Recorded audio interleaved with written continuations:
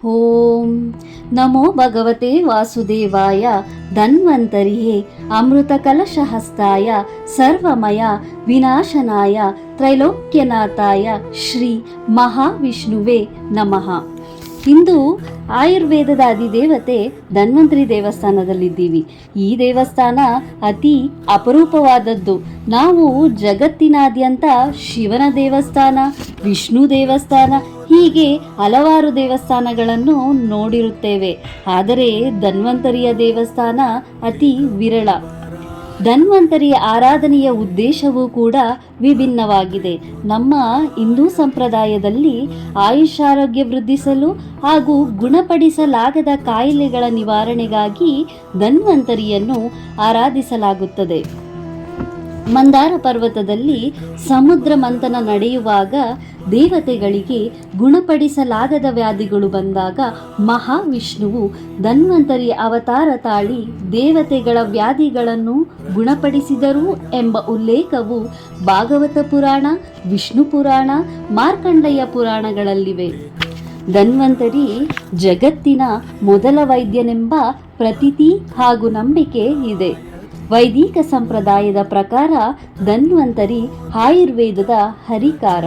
ಹಿಂದೂ ಸಂಪ್ರದಾಯದಲ್ಲಿ ಹಲವು ಸಸ್ಯಗಳು, ಗಿಡಮೂಲಿಕೆಗಳ ಪಾರಿಸಾರಿಕ ಬಳಕೆಯಿಂದ ಔಷಧ ತಯಾರಿಸಿದ ಗೌರವ ಧನ್ವಂತರಿಗೆ ಸಲ್ಲುತ್ತದೆ. ಎಷ್ಟೇ ಐಶ್ವರ್ಯ ಸಿರಿ ಸಂಪತ್ತನ್ನು ಸಂಪಾದಿಸಿದರೂ ಆರೋಗ್ಯ ಭಾಗ್ಯವಿಲ್ಲದಿದ್ದರೆ ಅವೆಲ್ಲವೂ ವ್ಯರ್ಥ.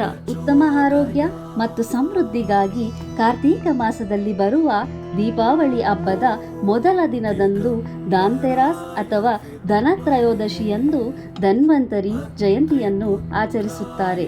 ಇಂಥ ಒಂದು ಅಪರೂಪದ ದೇವಸ್ಥಾನ ನಮ್ಮ ಮೈಸೂರಿನ ಅರಮನೆಯ ಅತ್ಯಂತ ಸಮೀಪದಲ್ಲಿರುವ ಉತ್ತರಾದಿ ಮಠದ ರಸ್ತೆಯಲ್ಲಿರುವ ಉತ್ತರಾದಿ ಮಠದಲ್ಲಿದೆ. ಇದು ಮಧ್ವಾಚಾರ್ಯರ ಮೂಲ ಮಹಾಸಂಸ್ಥಾನವಾಗಿದ್ದು 180 ವರ್ಷಗಳ ಇತಿಹಾಸವಿದೆ. ಈ ಹಿಂದೆ ಮೈಸೂರಿನ ಮಹಾರಾಜರು ತಮ್ಮ ಆಸ್ಥಾನದಲ್ಲಿ ರಾಜಗುರುಗಳಾಗಿದ್ದ ಶ್ರೀ ಸತ್ಯಸಂಕಲ್ಪ ತೀರ್ಥರಿಗೆ ಮಠದ ನಿರ್ಮಾಣಕ್ಕಾಗಿ ಸ್ಥಳ ನೀಡಿದರು. ಇಲ್ಲಿ ಸತ್ಯಸಂಕಲ್ಪ ತೀರ್ಥರು ಹಾಗೂ ಅವರ ಶಿಷ್ಯರಾದ ಸತ್ಯ ಸಂತುಷ್ಟ ತೀರ್ಥರುಗಳ ಮೂಲ ಬೃಂದಾವನವನ್ನು ಕಾಣಬಹುದು. ಸುಮಾರು 4 ವರ್ಷಗಳ ಹಿಂದೆ 8 ಅಡಿಯ ಬೃಹತ್ತಾದ ಧನ್ವಂತರಿಯ ವಿಗ್ರಹವನ್ನು ಪ್ರತಿಷ್ಠಾಪಿಸಿದ್ದಾರೆ.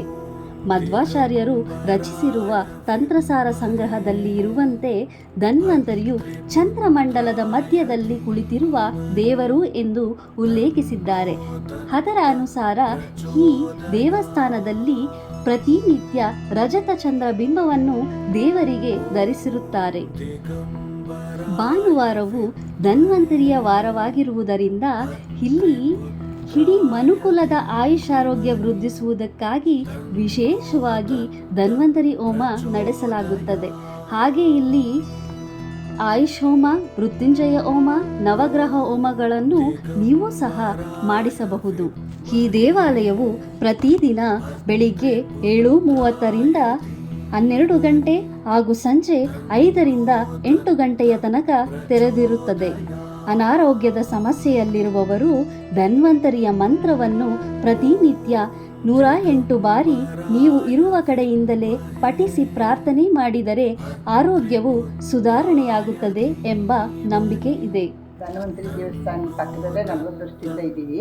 ಅಲ್ಲಿಗೆ ಹೋದರೆ ಆರೋಗ್ಯ ಎಲ್ಲ ಸರಿ ಹೋಗುತ್ತೆ ಅನ್ನೋ ನಂಬಿಕೆ ಇದೆ. ನಮಸ್ಕಾರ, ನನ್ನ ಹೆಸರು ಸೋಮಶೇಖರ್ ಅಂತ. ನಾವು ರಾಮಾಂಜರ್ ರೋಡಲ್ಲಿ ವಾಸವಾಗಿದ್ದೀವಿ. ಇಲ್ಲಿ ಉತ್ತರಾದಿ ಮಠದ ಒಂದು ಧನ್ವಂತರಿ ದೇವಸ್ಥಾನ ಇದೆ. ಆ ಧನ್ವಂತರಿ ದೇವಸ್ಥಾನಕ್ಕೆ ನಾವು ವಿಸಿಟ್ ಮಾಡಿ ನಮ್ಮ ಆರೋಗ್ಯವನ್ನು ಕಾಪಾಡ್ಕೊಂಡು ಇಷ್ಟಪಡ್ತೀನಿ. ಅಲ್ಲಿಗೆ ಎಲ್ಲರೂ ಹೋಗಿ ನಮಸ್ಕಾರ, ನನ್ನ ಹೆಸರು ಸುಜಾತ ಅಂತ. ಧನ್ವಂತರಿ ದೇವಸ್ಥಾನ ಅಂತ ಅಲ್ಲಿ ಇದೆ ಒಳಗಡೆ. ಇದರಲ್ಲಿ ಉತ್ತರಾದಿ ಮಠ ಇದರ ಹತ್ರ. ಅಲ್ಲಿ ತುಂಬ ಚೆನ್ನಾಗಿ ಎಲ್ಲ ನೋಡಿ ಮಟ್ಟಿ ಮಾಡ್ತಾರೆ.